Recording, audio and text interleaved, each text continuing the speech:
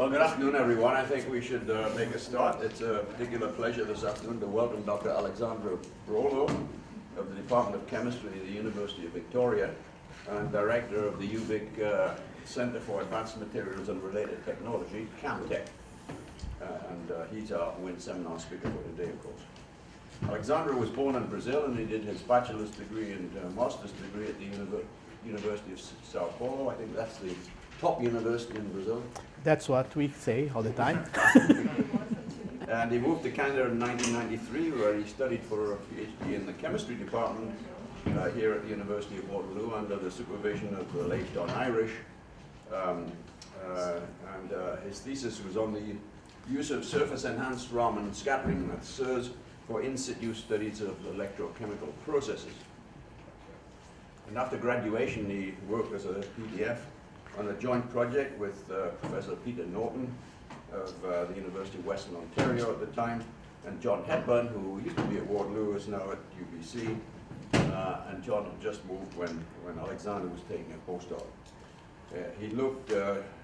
Alexandre looked at the decomposition of water at zirconium surfaces using ultra-high vacuum surface science techniques and resonance-enhanced multiphoton ionization, or REMPI as it's called. He was appointed assistant professor in 2001 at UVic and was promoted to full professor in 2011. His current research group is developing metallic nanostructures for applications as electrodes in spectroelectrochemistry, in plasmonic devices, and for SIRS. Alexandre has more than 100 publications in refereed journals, and he received the Faculty of Science at UVic Research Excellence Award in 2009-2010, and the 2011 Craig Darrick Silver Medal for his innovative work on metallic nanostructures. So please welcome Dr. Brolo, who's going to talk about golden times for nanotechnology, plasmonic materials, and their applications. Thank you. Thanks. Well, first of all, let me just thank Arthur for the opportunity to be here. So, as he mentioned, I did my PhD in Waterloo, and I leave the university in 2001. So I'm 40 years since I came back, and I think I feel like that guy who was frozen and then woke up 40 years later, right, and come to a place, and everything is so different. Okay, I think this is just amazing to see how much the university changed and how much it expanded, and the new people that are here in the research.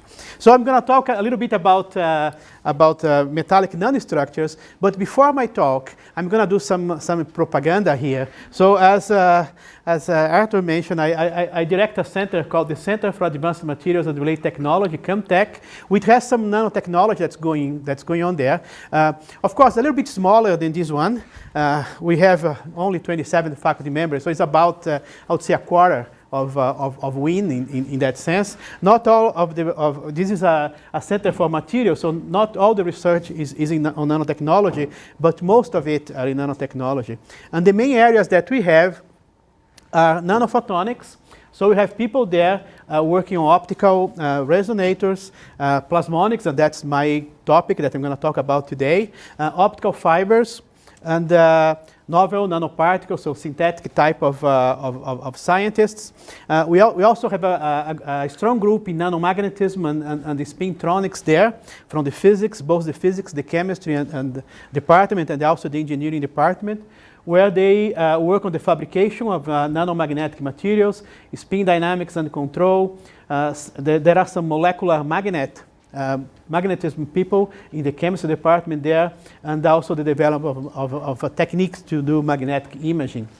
And finally, we have a large group in biomaterials and medical application, and we are just awarded a CFI that's going to improve the infrastructure for that particular application. So it's a $4.2 million infrastructure that's come in, and most of the work in that area are in biosensors, in the development of new bioimaging technologies, new methods for treatment and diagnosis, and some cancer research, where we have a collaboration with the Cancer Center in the Vancouver Island, and also hospitals in Vancouver. I used to have projects with people even here in Toronto as well. In terms of infrastructure, I just want to mention a little bit that what we have a shared infrastructure that are user facilities. So all these 27 faculties and their students can access that infrastructure.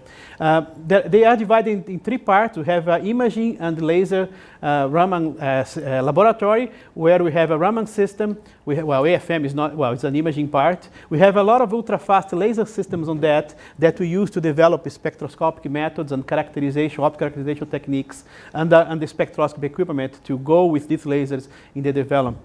And it's coming soon is a near-field scanning optical systems that we're going to have there as well. We also have an advanced microscope facility where we have fabrication methods like focus ion beam, SEM, STEM, and also a nano fabrication facility with a clean room, evaporators, and EBL. Now, the estimate cost of the infrastructure that's shared in this center is about $20 million, and a lot of it comes on this machine here, the STEM, with, I was told by Hitachi people that that is the best TM microscope in the world. I don't know if you believe it or not. It remains to be seen. But that microscope has a very high stability. So what I was told, I'm not a TM guy, so if you call me on this one, I'm going to be completely lost here. But they have a very bright source, and there's a very bright electron emission source, and also it's a very stable microscope. So in principle, even if you have a sample that decomposes, you can work on a low voltage and take the image for a longer time, and you can get very, very high resolution with this system. So it is a big thing for us, and it's not completely operational. So this is the website for our center. So the microscope is the centerpiece for it, and we are in the process of hiring a full-time technician that's going to operate. And when this comes online, it's going to be, I was told, the best one of the kind in Canada. Okay, so this was my propaganda about the center. And again, I invite you to check us out and about the research that we are doing. And if there is any interest in talking to us and collaborate or anything like that, we are open to hear about. Now what I'm going to do is talk about what I come to talk about, which is my research, and that's about gold. And when you think about gold, what comes in your mind? It's money and power, okay? So that's the thing about gold. So yeah, you look at there, how people feel. Sometimes you like some blings, so you can like this nice collar going around.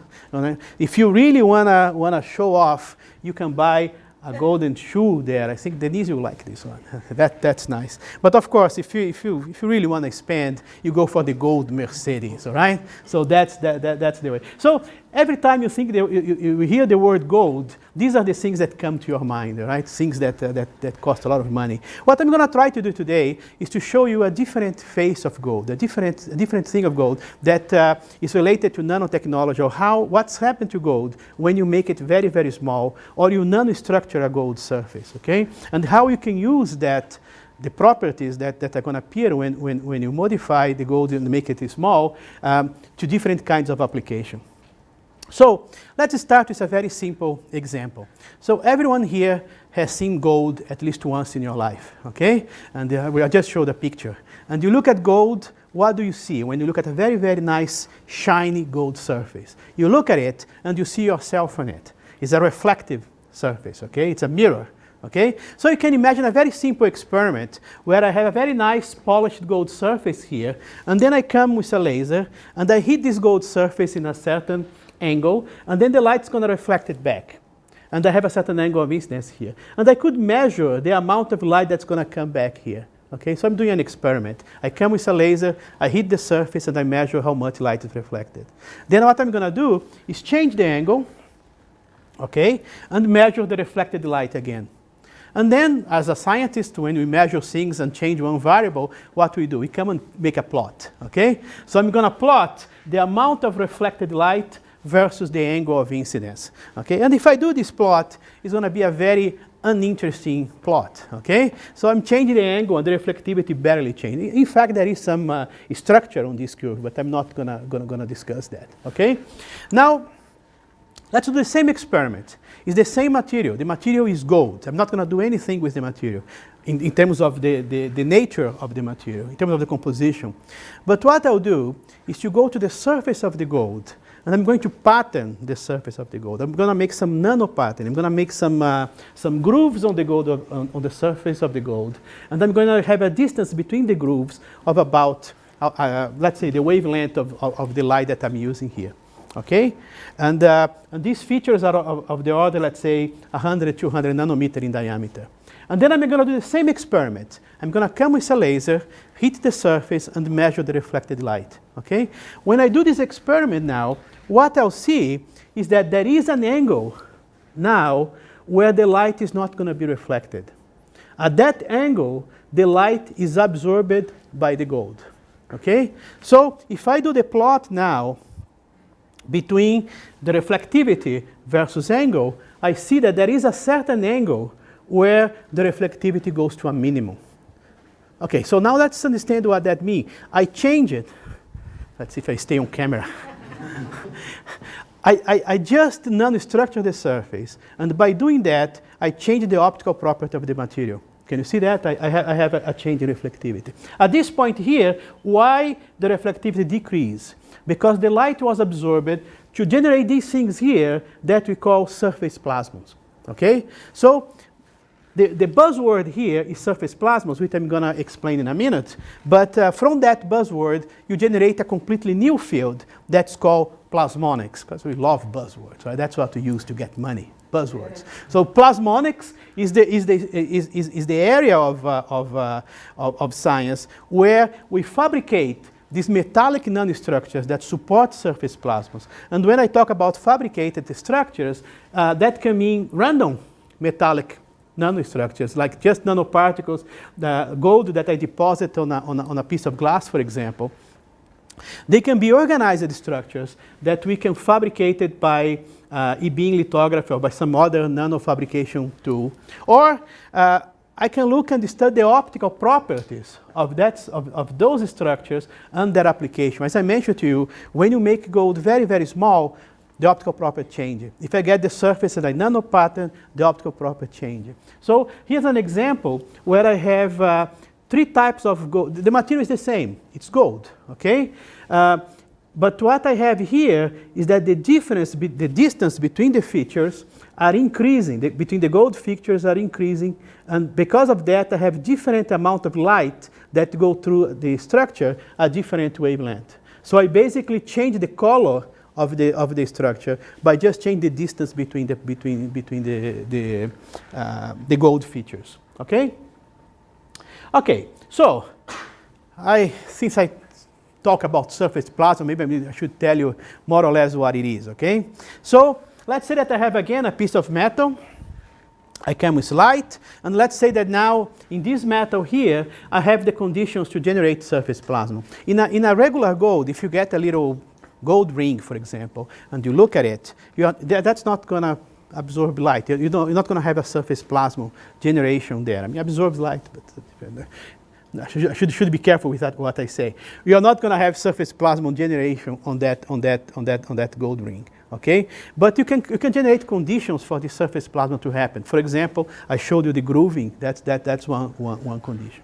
Okay, so if I illuminate the gold surface here, this light is going to generate a surface plasma, which is basically an electromagnetic wave or light that's going to travel now parallel to the surface, not going to escape the surface. Okay, so these surface plasmas are then these electromagnetic waves that propagate parallel to the surface. And those are generated because when you come with light in a resonance condition, you make the electrons, this thing here is a gold, you have free electrons, you make the electrons to oscillate in a concerted way. So you have to imagine you have a sea of electrons, and you have to imagine these electrons oscillating in a concerted way. And that's how this electromagnetic wave propagates.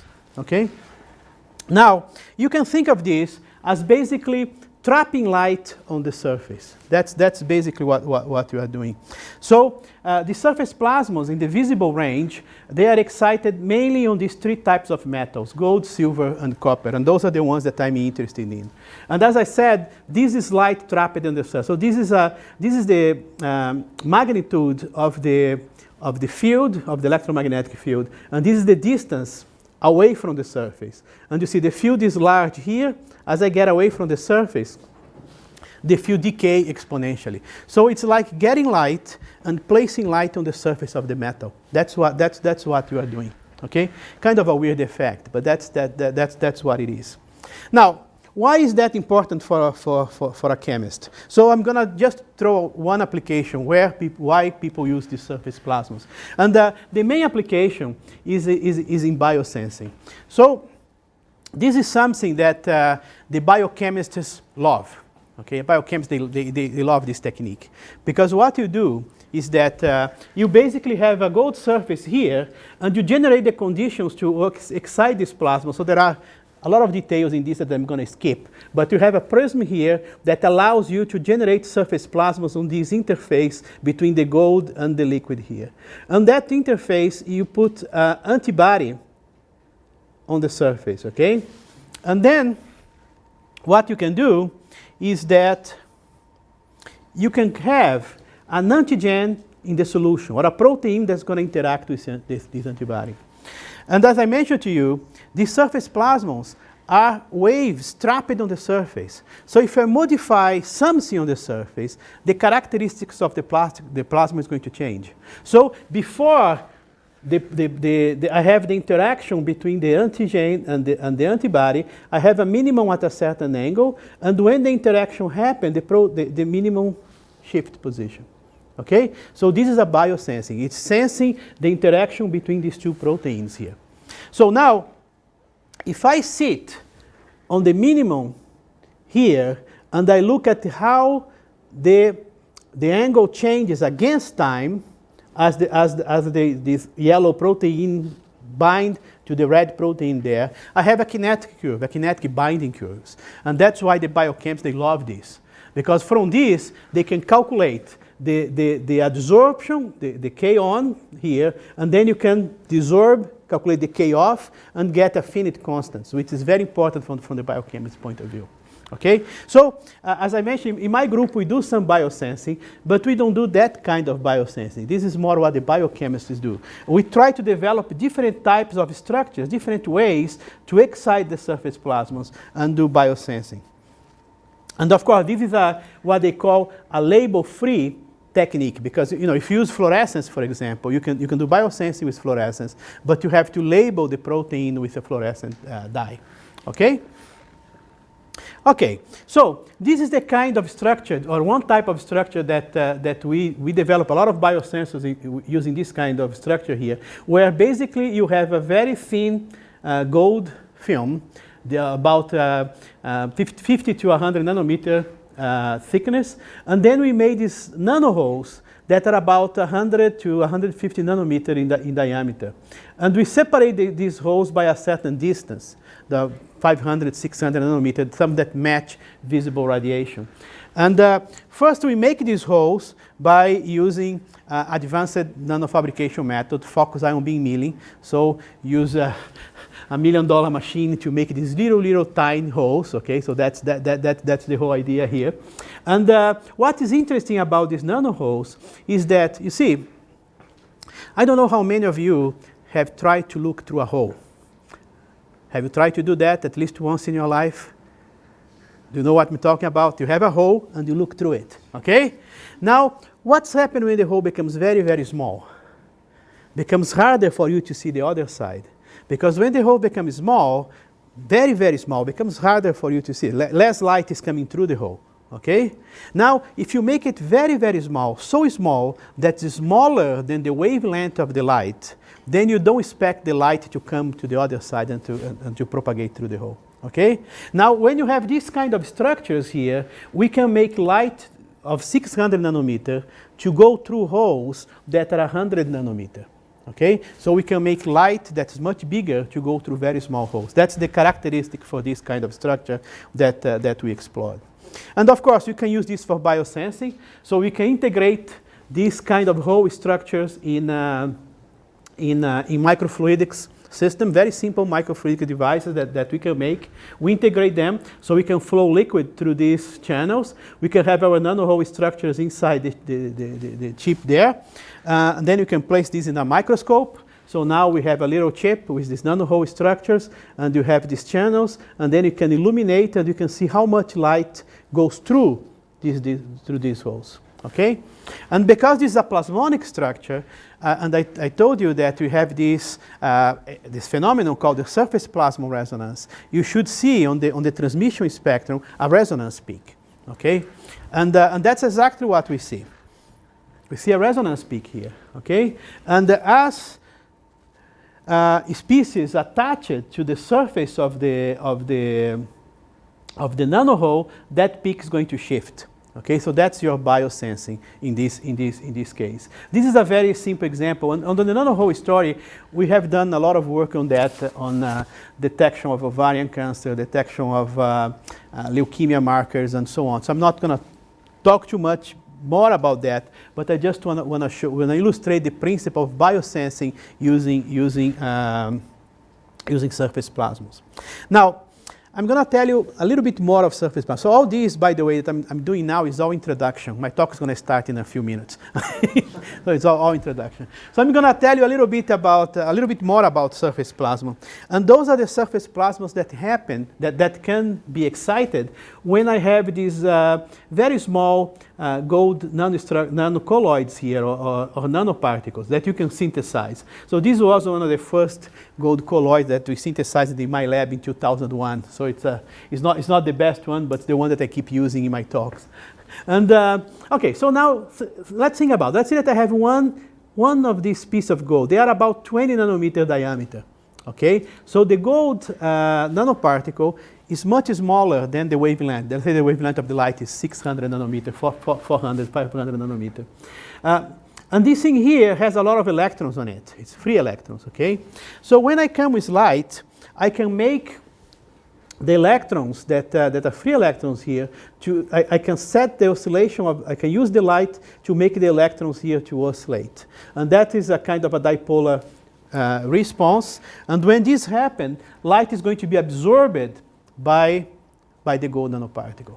So now, again, I have electrons oscillating in a concerted way on a surface of a metal, okay, that generate an electromagnetic field around the metal, and that's the definition of surface plasma. Okay, so this is another way for you to generate this surface plasma, not on a planar structure, but now in a single nanoparticle.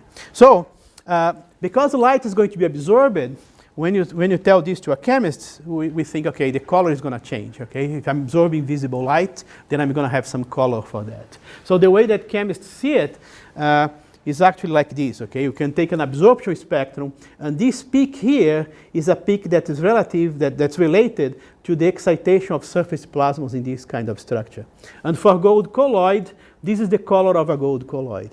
So again, you think of gold, you think of the yellow metal, but when you make it very, very small, now the color is totally different.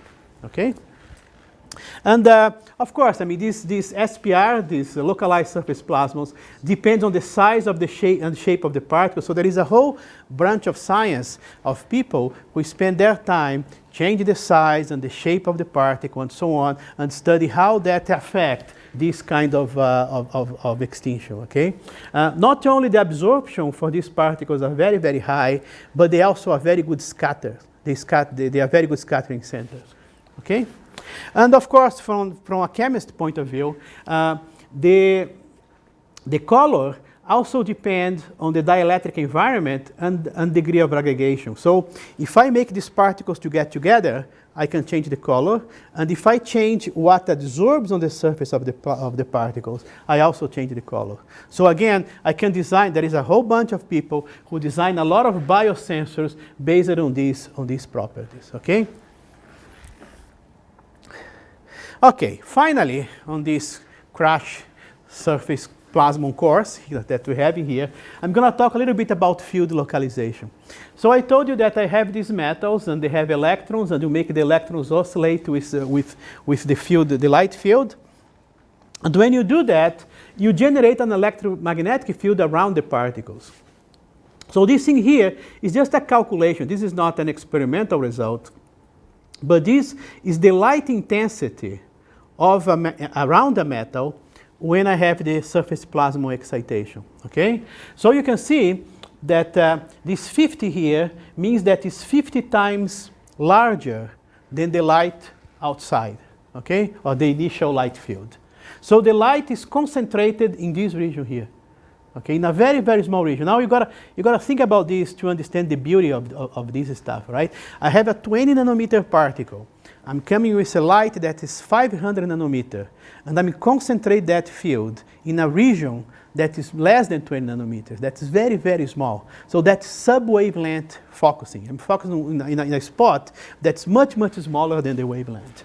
And of course, if I change shapes of the particles, I change the conditions for focusing, and if I have two particles that come together, I can actually put a lot of light between these two particles. I can generate a very large electric field around them because of the interaction between their dipoles. And this is like that experiment that probably everyone have done at least once in your life, right? You go outside with a focusing lens and you try to kill an ant there. But basically, this is like a focusing lens, but it's a sub-wavelength focusing lens. I'm focusing light on a region that's much, much smaller than the wavelength. Okay, that's what I'm doing, okay? Now, there are some consequences to this, of course, that we explore, and the one that I like the most is enhanced spectroscopy. Because now, when I have these regions here where the electric field is very, very high, and for example, if I have a colloid and I illuminate this aggregate, and I look at the light distribution on this aggregate, I'm going to find regions here where the light intensity is very, very high. Now, if I get a molecule, well, first of all, these regions here, we call it hotspots. In the jargon of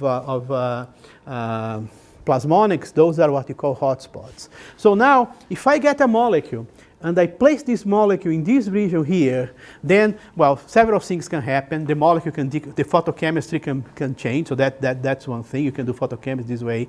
But what I like to do is that I put a molecule there and I see how the Raman spectrum of that molecule increase, okay? So we have what we call surface enhanced Raman scattering, or SERS, okay? So the spectroscopic response of the molecule is increased because the molecules are in those hotspots where the field is very, very high, okay? So, I mean, again, this is another one of these things that you gotta think about a little bit to appreciate it. If any one of you have done a Raman spectrum, you know that Raman is a very weak effect. It's very difficult to, well, these days, I'm not going to call it difficult because you can buy a microscope and do it. But it is an effect that is very, very weak. But when you have molecules adsorbed on these hotspots, you can do things like single molecule Raman spectroscopy. I mean, to do single molecule Raman, if you think about it, just to give an idea, a fluorescence, a molecule that fluoresces has a cross-section of about 10 to minus 16, okay? And a molecule that Raman scattering cross-section, 16 centimeters, square centimeter. If you get a Raman cross-section, is about 10 to minus 30 square centimeter. So a Raman cross-section is 14 orders of magnitude smaller than a fluorescence cross-section. And you can still do single molecule when the molecule is adsorbed on these kind of structures. This work when I have random structure, and they also work when I have organized structures. So this is some of these nanohole arrays that we discussed. And again, this is a simulation. And this is the light here. When I'm off resonance, the light doesn't go through the hole. But when I get into resonance, the light goes to the other side, but I have a very large field localization around the structure there. Okay? Okay, so this is where my talks end, at least the introduction end, right? So this is the summary of everything that you need to know about surface plasmons and were afraid to ask, I guess. So the first of them is that I have these metallic nanostructures that support this surface plasmon resonance, which basically tells you that the metal, when they become very, very small, they have different color than the bulk metal, okay? Now, so this is how a gold colloid is going to look like, which is very different than a bar of gold. The other thing that's important is that the SPR allows you to concentrate light in regions that are very, very small, sub-wavelength regions, okay? Now, as a chemist, we can use this property. So this one here, since the color depends on the environment, if I change the environment by for example, absorbing a molecule to the surface of the particle, then I have a change in color. So I can develop a biosensor by exploring this property here. So the chemical sensors is explored this way. And on the other side, because I have these regions of very highly concentrated light, if I have a molecule absorbing on that, I can have enhanced spectroscopy method. So I can do surface enhanced spectroscopy and so on. Okay, now let me tell you what I'm supposed to be telling from the beginning. So I'm going to talk a little bit about some plasmonic applications in my group, and I have basically 4 types of things that we develop. One of them is on the biomedical side. We also do some spectroelectrochemistry where we try to do, well, the biomedical is chemical sensing is a big one. In this case here, we try to do electrochemical process. So we apply voltages here for something to happen on the surface, and we try to monitor what is happening here by using spectroscopy. So try to get the molecular information doing electrochemical process. We also have some part of our work where we try to look at fundamental understanding of plasmonics and surface plasmon, so that is this part here. And we try also to incorporate these plasmonic structures in materials for energy conversion, and in this case, solar cell. So I'm not going to talk about this part here because that's very fundamental, and you got to be a little bit of surface plasmon geek, I guess, to like that. So I'm gonna do something that's a little bit different. I'm gonna talk more about the application, and I choose one application for each one of these areas. So I'm gonna start with the biomedical application, and I'm gonna do this. This one I choose because Denise is here. It's a Brazilian project, okay? So I'm gonna show you one project that from the biomedical side that we had developed in my group. That is a low cost detector to detect one disease, this dengue fever, which is an epidemic fever in Brazil, and not only in Brazil, but also in Asia and Africa and a lot of places like that.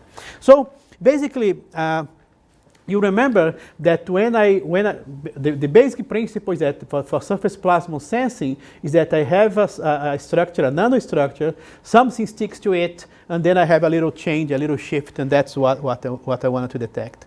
So this is a project that was funded by Grand Challenge Canada. So Grand Challenge Canada is like the Bill Gates Foundation in Canada, with much less money than Bill Gates, I guess. But what they do is that they fund projects that are global challenges, okay? So things that help developing countries and so on. And our proposal was to make a plastic strip where we put some plasmonic structure, plasmonic nanoparticles in this case. This case here, this example is silver, but we have done with gold as well. And then at the surface of these strips, besides the plasmonic nanoparticle, we put an antibody that recognizes a protein that's related to the dengue fever. And then when you take a saliva of someone who has dengue, you see a color change. So that is the idea. So the first thing you have to do is to do some chemistry. So you have to get the plastic, you have to break it, the molecules on the surface to activate it. We adsorb an amino group on the surface of the plastic. Then we mobilize nanoparticles. Again, this example is silver, could be gold. After we do that, we have to modify the surface of the nanoparticles chemically again. We can either put an amino group or a carboxy group. And from that, we can add the protein using, again, some standard chemistry. So we can make these structures, we test them by by having some molecules that absorb it very strongly at relatively high concentration.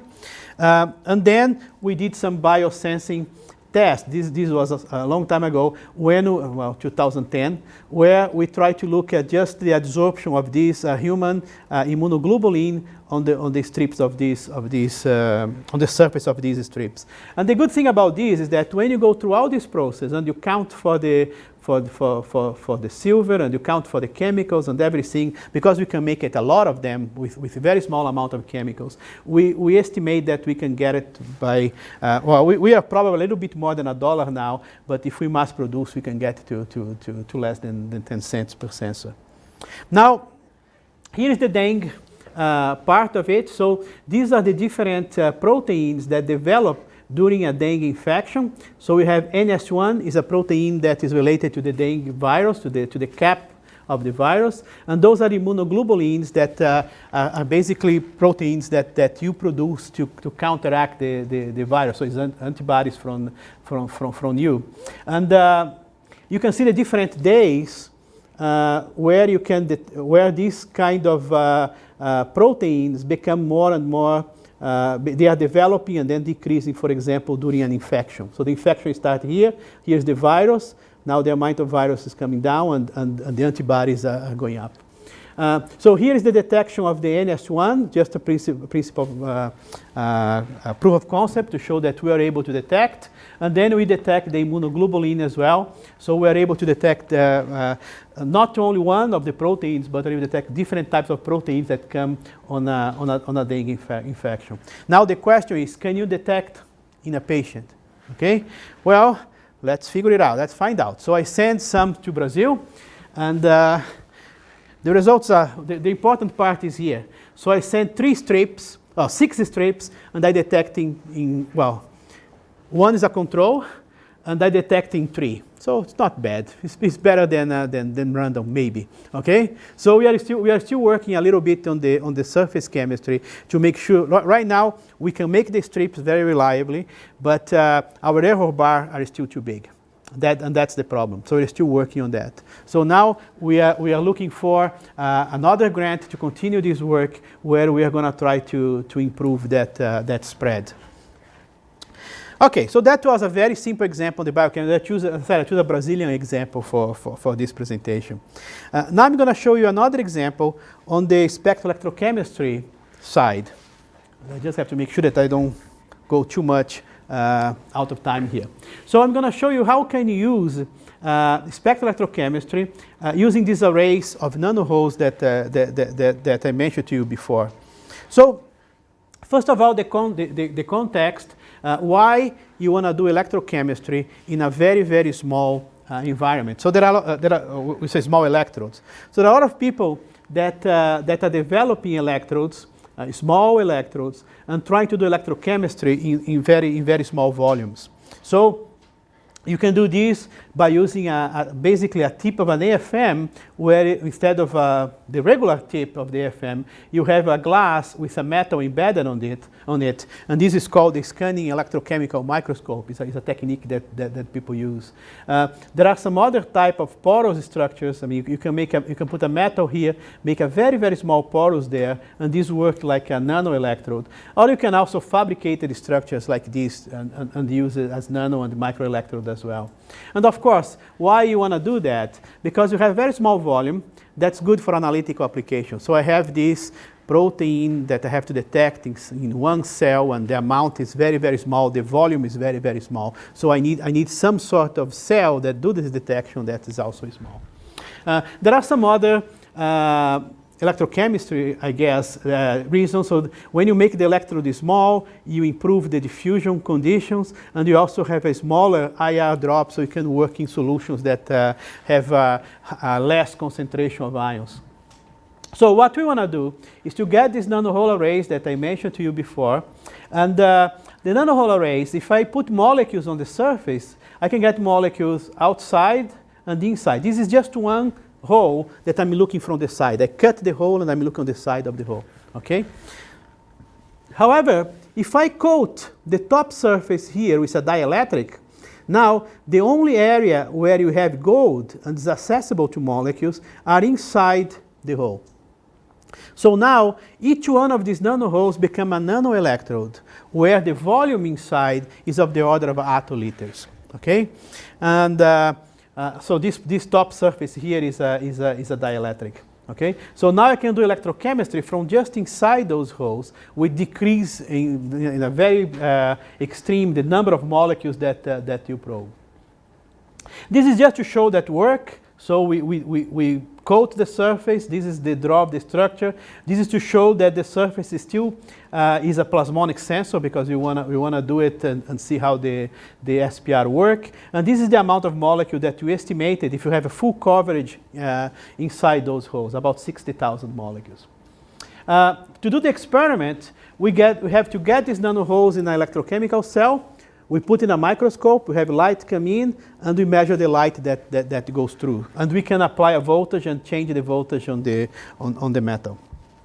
And of course, when something happens, when molecules stick to the surface, or to be more precise, the refractive index inside the hole change, then I'm going to have a shift in the light that's transmitted through the hole.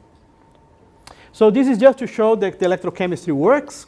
So we have ferro 3, iron 3, iron 2 there is the system. And we have an electron transfer. And you can see here the electrochemistry. I'm applying this is the current, this is the voltage. I'm changing the voltage, and you can see the current, how it goes. And this kind of behavior is what you expected when you have this type of electrode. So the electrochemistry is fine. In terms of spectroelectrochemistry, now what I'm doing is trying to going from iron 3, iron 2 inside the hole, and I want to see how much of the light is going to change. And if I plot the amount of light that is transmitted against potential, you can see some change, but probably you have to be my friend to say that you think that this is something that makes sense, right? So when you look at these results, we kind of said, well, at that time we said, well, it's not working quite well. Maybe what you should do is to think about what is the easiest experiment that you can do, all right? That we know that's going to work.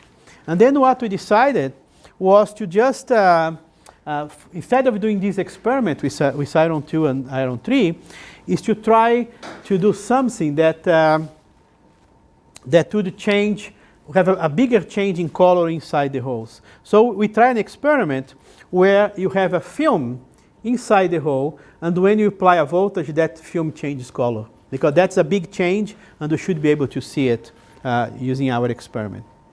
So the simplest polymer that a chemist can do, I mean a physical chemist, an organic chemist can do a lot of things, but a physical chemist, the simplest one is polypyrrole. This is very easy to do. You can grow electrochemically. This pyrrole, you do that on the surface, and when you apply the voltage, you can switch from the oxidized and the reduced form, and they change colors. Okay? Then the first thing we did was to monitor the growth of the film optically. So now, as the film grows, we take different optical spectrum, and then we can correlate the optical signal with the thickness of the film, in this case, so we see that everything is working. This is just an SEM picture of the film. You can't see too well there. It's about 13 nanometer diameter. If you look from the side, you might be able to see something. So I did this experiment where I got my students to cut the film and then see it from the side. Cost me a lot of money because it took her a day to go to the fib and cut everything. And when you look at the side, she just destroyed, because the polymer doesn't stick to the surface quite well. So the polymer just came out of so it didn't work as nicely. But you might be able to see the film on that picture. And here now we have the optical signal, so you can see the optical signal here when you go from the oxidized and the reduced form of the polymer, how it changes and how it correlated with the cyclic voltammogram. So now we have an electrochemical signal and an optical signal being collected at the same time using these nanoholes. And you can even do this kind of experiment where you step the potential, okay, and you measure the step on the optical transmission. So now you have a little bit of an optical switch there where I apply a voltage, I step the voltage, and I see the light coming through. And you look at this and you say, well, so what? There are billions of switches out there, right? One thing that is nice about this one is that if you think, now I'm using an array of holes, but I could be using one hole. So I could make an optical electronic switch that is about 200 nanometer or 100 nanometer diameter. So that would be the thing here. Now, which device you're going to use it, I'll leave that for the engineers. Okay, finally, I'm going to go 2 minutes. I'm going to, well, maybe 5. I'm going to tell you a little bit about some of the things that we do in terms of energy conversion. And the idea here is the use of these metallic nanostructures to improve the efficiency in solar cells. Well, the motivation here, it's very easy to make. Oil is going to end and we're all going to die. Well, that's not it. Oil is going to end, okay? So we need to find different ways to produce energy. And this is a little map. This is a little map that came out in a long time ago, where they were looking at what would be the area required to be covered in solar cells to generate all energy that is required in the world at that time. Okay, so that was the idea here. And you see that doesn't look a lot. So people who are the solar cell people, they say, well, you know, that tells us that solar cell might be a viable way to solve the energy problem. There are a lot of other things that are out there, but this is one of the arguments. So, because you have a lot of energy come from the sun, so if you can harvest it and transform it in electricity, then we could be able to, could be part of the solution of the energy problem. Now, the thing with solar cell is that probably every one of you have seen silicon. I told you that you ask if you have seen gold. Okay, now me ask if you have seen silicon. Okay, and here is silicon. And the thing that you see here on silicon is that again, it's a mirror when it's nice and polished. Okay, and if it is a mirror, it's not very good for your solar cell, because the light's going to come in, it's going to reflect on the mirror. You want the light to be absorbed. Okay, so in a solar cell, what people do, when you buy a solar cell, they actually look like this. This is silicon. It's the same material as here, okay? But you see, it's kind of different. It's a kind of black here, absorb more light. So why is that? Because commercially, they modify the surface of the silicon so that light can be absorbed and directed inside the solar cell. So you can actually generate the electron holes pair here, and you can actually generate electricity. Okay, so this is light trapping that you have to do it in solar cell. Now, in plasmonics, the whole idea is to improve light trapping. So when you develop solar cells, you can do a lot of things. You can improve material, you can improve contact, and so on. But here we are talking about improving light gathering. And there are 3 ways that's suggested to use plasmonics to improve this light gathering. One of them is to put metallic nanoparticles on the top of solar cells in a way that substitute that texturing. Because what these nanoparticles are going to do, they're going to scatter light inside the cell and improve light trapping. Another option is to put in the PN junction here. That's pretty hard to do and probably not a very good idea. And the other option is to put the structure in the back of the solar cell. As the plasmon propagates here, it kind of increases the interaction with the active medium. So what we did in my group was to look at this concept and that concept there. The middle one is very hard to look at. So for example, we got solar cells that are untextured. They don't have this surface treatment that I told you that allows you to increase the absorption of light in solar cells. And then we put nanoparticles of different types on the surface, and then we tested against references. And basically the bottom line is that for example, this is an example on copper. You can see an increase in the power generated when you have these nanoparticles on top compared to the smooth silicon. When you have a very small amount of nanoparticles on the surface, if you try to increase the amount of nanoparticle, the surface becomes reflective, because now you're putting a metal on the top of the cell, so the light starts to come back, and that doesn't help. And then for the final example that we have is on thin film solar cells. So if you see, the solar cell that you buy generally are bulk silicon cells, so they are pretty thick. And of course, because of that, they cost a lot of silicon, which is not good. I mean, you wanna substitute oil by something that you have a lot, I guess, all right? And silicon, if you start making these big solar cells very, very thick, then you start running into problem as well.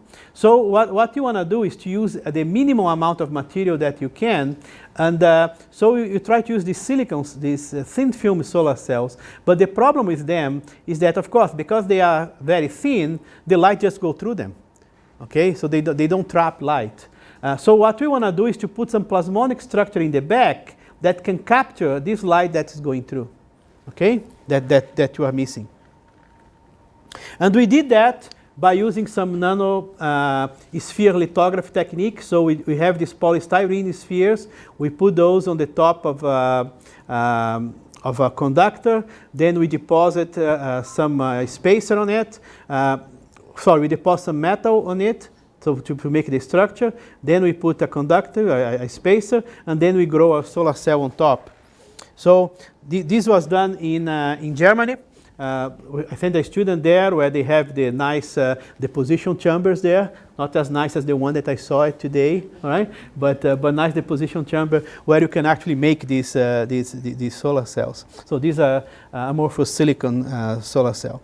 And these are the results. So one thing, there are two things that were very nice. The first of all, we are able to do large area patterning. So we are able to modify 10 by 10 centimeter solar cell using this technique. And the guys in Germany were very impressed with that, because a lot of people who does this kind of nanostructuring of solar cells, they use e-beam, they use other techniques, and they make it small areas. So the fact that we did large area, that was good.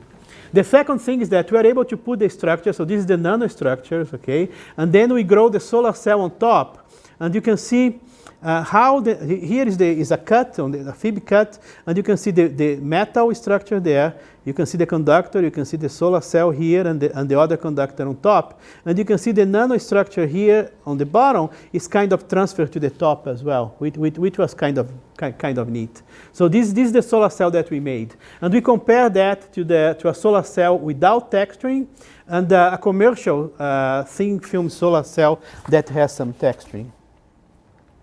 And of course, when we do this, this is the flat, this is our solar cell here, so we do a little bit better than the flat solar cell. How much better? Well, in terms of efficiency, in terms of short circuit current, the flat solar cell will generate 10.8 milliamp per square centimeter here. We are getting about 12.5. So it's a little better, about how much that, 20%.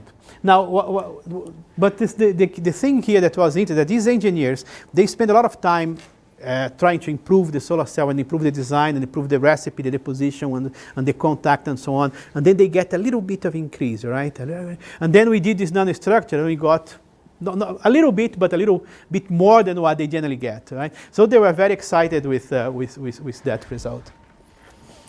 And of course, we are able to show by doing some simulations how the light is trapped inside the solar cells. I'm not going to go too much into that. So I'm going to end it here because I have to.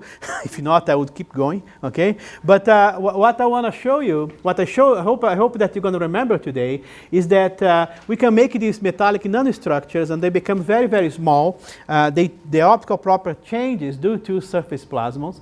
I also show that these optical properties can be used to develop chemical sensors, in the sense that the color changes when something sticks to the surface of these metals. And I also showed you that these metallic nanostructures can concentrate light in sub-wavelength regions. Finally, I showed you 3 applications. I showed that you can use those for biosensing, and the biosensing, in my case, the example I used was a dengue detector. I showed that you can use these for spectroelectrochemistry, not only to look at the mechanism of electrochemical process, but also to develop some potential useful device, like an optoelectronic switch in this case. And I also showed how you can explore these plasmonic properties in a solar cell to increase efficiency. So this is a very old picture of my group. I don't have a newer one to put here, but there are a lot of Brazilians here. All of them with the Science Without Borders. 1, 2, 3 Brazilians in this picture here. 4, one more there. Okay, and of course, because I'm in Waterloo and I'm from Victoria, I have to show you some pictures of Victoria. Is the most beautiful place in the world. Well, I'm not saying the world, but in Canada. Okay, and it is a hot spot in plasmonics. So if you are talking plasmonics in Canada, that's one place that you should visit. So I hope that you guys are gonna go there one day and then look me up when you do. Thank you very much for your attention.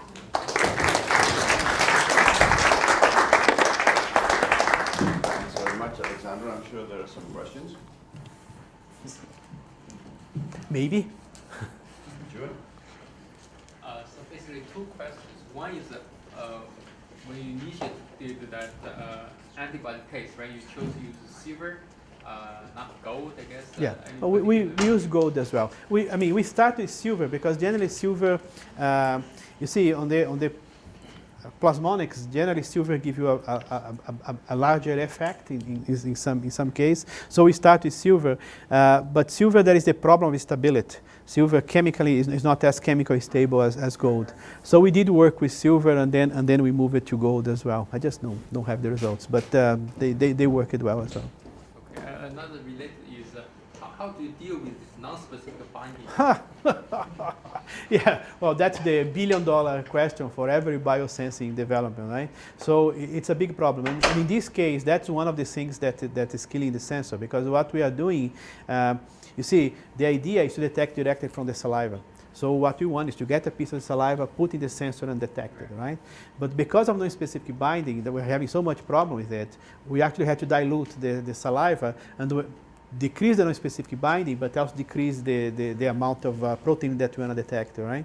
But just to answer your question, there are different ways to deal with non-specific binding.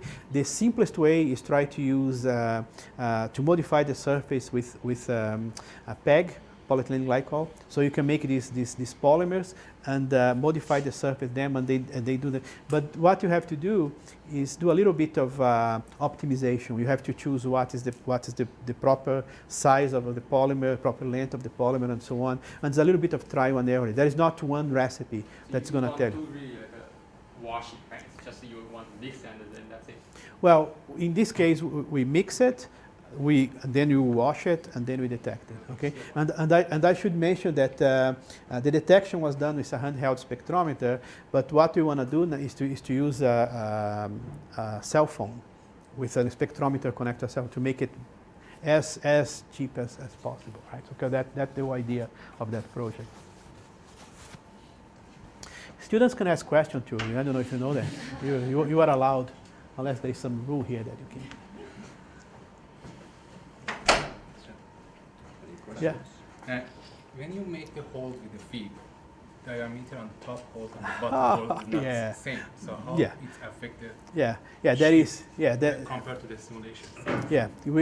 Well, simulations we can always get to match, right? But yeah, that's a problem. And when we did the cut, when we did the side cut, and we look at it, you can see the amount of taper, right? Yeah. Because the film is relatively thin. I mean, we are talking about 50 to 100 nanometer film. Then it's not the effect is not as pronounced. Okay. So in our case, we are considering that they are parallel. But you're right. There is a little bit of taper. But when you do the simulation for this structure, we can get at least 10% difference between the parallel phase and the simulation. Well, phase. yeah, depends on. That. So this becomes larger in experiment. Yeah. So if you have 10% or more than 10% difference in the compared to the parallel phase, does it change the effective sensing results? No, I mean not in terms of shift. It becomes more because you are always considering what's happened when you change from one position to another position. When you make lots of this structure, because from time to time the beam that couldn't be cut. Yeah, that's the different side. So the sample to sample reproducibility for the fabricated structures, at least from what we have done, we have seen a very consistent between samples. I mean, if you use the same fabrication parameter and so on, we have been able to be very consistent. Okay, so we haven't, that 10% would be too much. I would say that in terms of optical property, in terms of transmission spectrum and so on, the change, the sample to sample is about, I would say 1 to 2%. Okay? So in terms of the surface plasmon resonance enhanced solar cells, you've got an improvement of somewhere between 1 and 2%. Yeah, well, 20%, So 10 to 12. Okay, 2%, yeah, okay. So I'm just wondering, do you think in view of that and the fact that, you know, perovskites are now up to 24% Yeah. in terms of efficiency for Yeah, solar cells, no. that there's much point in exploring that much Yeah, further? well, there is the perovskites. They have a big problem in stability, so that needs to be solved. I mean, these things. I think the main advantage of that is that these are thin film solar cells, and it is an approach that requires. If you can make it to work in a way that is efficient enough, you can save a significant amount of money compared to the silicon. So, and these are all silicon solar cells, which is a more established technology, right? But again, I mean, I wanna make sure that I clarify this. I mean, these structures, what we improved was the light trapping of the cell, and there are a lot of engineering on trying to improve the electrical properties, and you know there is the oxide, the transparent conductor oxide that you have there that need to be doped, and how you do that. So there are a lot of things on the engineering side that can be improved to improve the overall cell performance. We improve just one aspect, which is the light trapping of the cell. Okay.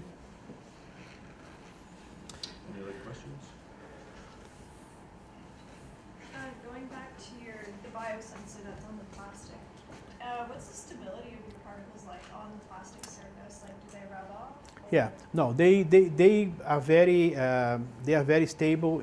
They don't rub off. You can do a tape test and they stay there. But we do have concerns of stability for several reasons. I mean, we tested, 20 degrees in Victoria.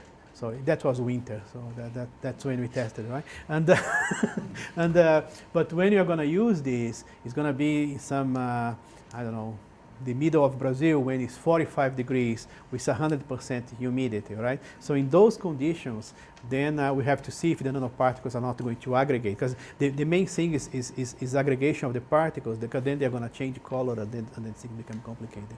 But that's something that we are thinking about. For what we have done, we didn't encounter too much problem in terms of degradation of the fiber. So I'll just get these and then I'll get you. Go ahead. Sorry, for the solar cell application that you mentioned, have they done any studies to see the change in shape and size of the nanostructure on the surface, how it can affect and if there is any optimal value? Yeah, we did that. So we did a few things. We changed the material. So I don't know. I mean, I went very fast, but we look at gold, silver, and silica and aluminum. So we look at different materials. We look at the distance between, because when you change it on the fabrication side, if you change the size of the sphere, you can tune the shape and the distance between the structures. And we also look at the position. So you remember you have the conductor, you have the structure here, and then you have a film of oxide to separate from the silicon, right? Because you don't want a metal in contact with the silicon. And we change the position inside the film. And we did find an optimum, but again, we didn't see too much variations between different materials and different size and positions and so on. It seems that once you texture it, you got you get a jump, and then you get a small amount that you can actually optimize it. Okay, but we look into that. Yeah, thanks. Oh. similar question. Oh, similar question. Okay, good. Any other questions? Well, thanks very much, Alexandre, for an interesting perspective on Thank you.